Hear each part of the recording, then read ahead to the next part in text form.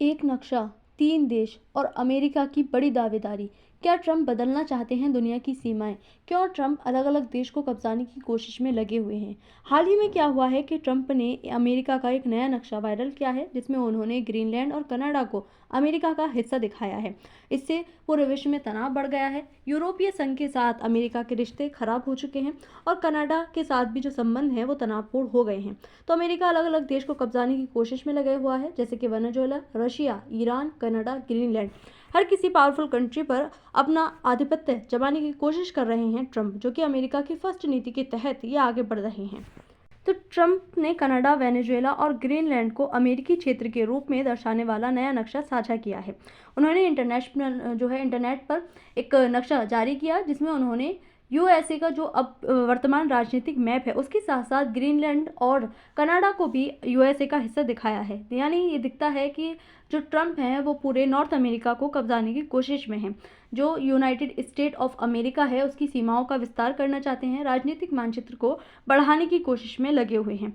इससे पहले भी कई खबरें हमने कवर की थी, जिसमें हमने देखा था कि ग्रीनलैंड पर अपना जो कब्जा है सैन्य कार्यवाही करने की तैयारी में थे अमेरिका, लेकिन उसमें जो ट्रंप हैं वो रुक गए थे, क्योंकि जो यूरोपीय संघ है, यूरोप की कंट्रीज हैं, उन्होंने काफ़ी ज़्यादा दबाव बनाया था और इसको जो है एक देश की संप्रभुता के खिलाफ का मुद्दा इसको बना दिया था।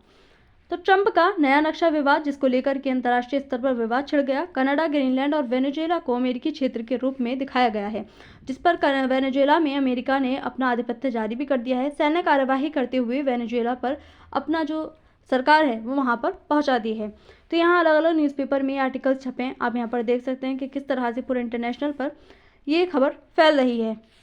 तो खबर क्या आ रही है? डोनाल्ड ट्रंप ने एआई द्वारा निर्मित एक नया नक्शा साझा किया है, जिसमें उन्होंने कनाडा, ग्रीनलैंड को जो है यूएसए का हिस्सा दिखाया है। यानी कि ये दिखाता है कि यूएसए जो है वो अपनी राजनीतिक सीमाओं का विस्तार करना चाहता है। यह कदम आधिकारिक नीति नहीं बल्कि राजनीतिक उद्देश्य संदेश का रूप माना जा रहा है। ये दिखाता है कि किस तरह से जो ट्रंप हैं वो अपनी राजनीतिक जो है अपनी जो सीमाएं हैं, पॉलिटिकल मैप है यूएसए का, उसका विस्तार करना चाहते हैं। सोशल मीडिया और अंतर्राष्ट्रीय मीडिया में इसको लेकर के तीखी प्रतिक्रिया और तीखी बहस जो है वो छिड़ गई है।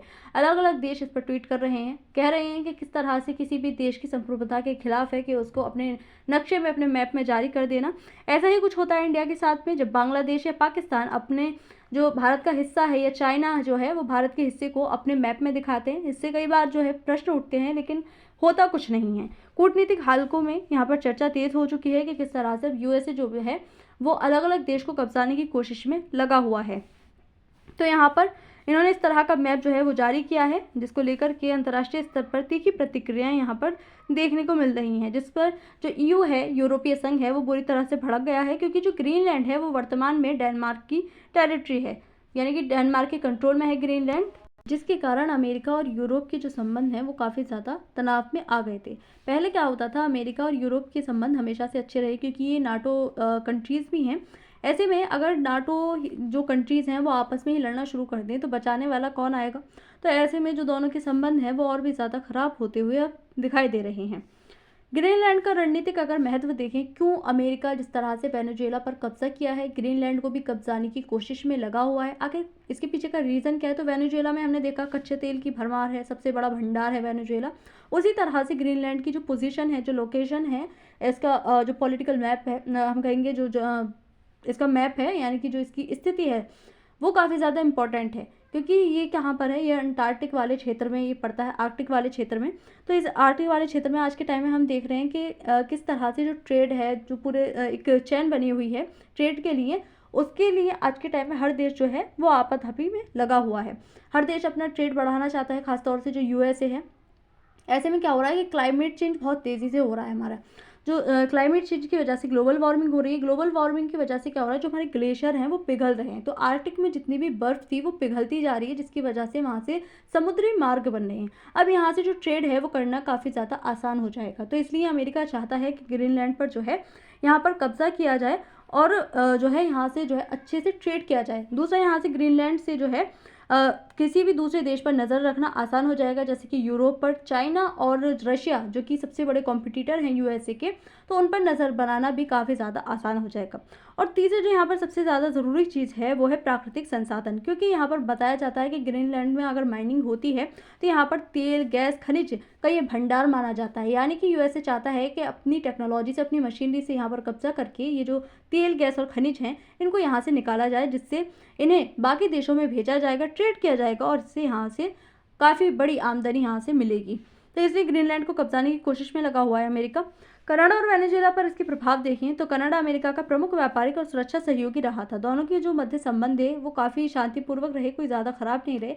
लेकिन अभी जो ट्रंप की नीति है, अमेरिकी फर्स्ट नीति, उसके तहत वो हर देश को कब्जाने की कोशिश कर रहे हैं और कोई भी देश ये बर्दाश्त नहीं करेगा कि कोई भी दूसरा देश उसके मैप को अपने मैप में शामिल करके वो पूरी दुनिया को दिखाए। तो ऐसे में जो कनाडा है, जिस तरह का मैप सामने आया है, ट्रंप ने जैसा मैप दिखाया पूरी दुनिया को, ऐसे में जो कनाडा है वो भी भड़क गया है और साथ में यूरोप भी भड़क गया है ग्रीनलैंड की वजह से। तो अब जो दोनों के संबंध हैं वो खराब हो चुके हैं, यूरोप के साथ में भी और कनाडा के साथ में भी जो यूएसए के संबंध हैं वो तनावपूर्ण स्थिति में आ गए हैं। वेनेजुएला पर तो पहले से ही कब्जा किया हुआ है और अभी तो यूएसए की जो नीति है वो ईरान की तरफ ज़्यादा झुकी हुई है। अंतर्राष्ट्रीय प्रतिक्रिया देखें इस पर, तो अंतर्राष्ट्रीय प्रतिक्रिया हम हर देश पर देखते हैं कि आती हैं, दूसरे देश बोलते ज़रूर हैं, लेकिन हम देखें जितने भी अंतर्राष्ट्रीय संगठन हैं वो कहीं ना कहीं यूएसए के कंट्रोल में हैं और यूएसए इन सारे संगठनों को अब छोड़ता जा रहा है, जैसे कि नाटो, जो कि WHO है, WTO है, कहीं ना कहीं इन सारे संगठनों से बाहर आ रहा है, क्योंकि अमेरिका का कहना है कि अमेरिका को किसी की ज़रूरत नहीं है, बल्कि अमेरिका का उल्टा पैसा ही जो है वो इनमें इन्वेस्ट होता है, इनमें पैसा ज़्यादा ही लगाता है। यूएसए का सबसे ज़्यादा पैसा जो है वो जितने भी अंतर्राष्ट्रीय संगठन है वो यहाँ पर जाता है, किसी अन्य देश की तुलना में अगर देखें तो ऐसे में जो यूएसए है वो सभी संगठनों से बाहर निकल रहा है। वो कहता है कि मुझे किसी की ज़रूरत नहीं है, मैं अकेला ही काफ़ी हूँ। तो अगर हम देखें तो जितनी भी अंतर्राष्ट्रीय यहाँ पर प्रतिक्रियाएं देखने को मिलती हैं तो केवल प्रतिक्रियाएं ही देखने को मिलती हैं, दूसरे देश बोल लेते हैं लेकिन होता कुछ भी नहीं है। यूरोपीय देशों ने भी इस पर चिंता व्यक्त की। डेनमार्क ने ग्रीनलैंड को लेकर अपनी संप्रभुता की जो बात है वो यहाँ पर दोहराई है, क्योंकि डेनमार्क के अंडर में है ग्रीनलैंड। ऐसे में यूएसए के द्वारा उसको अपने मैप में दिखाया जाना किसी भी देश की संप्रभुता के खिलाफ है, जो कि दूसरे देशों ने भी इस बात को कहा। वेनेजुएला पर भी काफ़ी मुद्दा उठा था कि दूसरे देश पर आप किस तरह से कब्जा कर सकते हैं, ये जो है किसी भी देश की संप्रभुता के खिलाफ है, लेकिन कुछ भी नहीं हुआ। आज अमेरिका जो है वो उस पर अच्छा खासा कंट्रोल कर चुका है।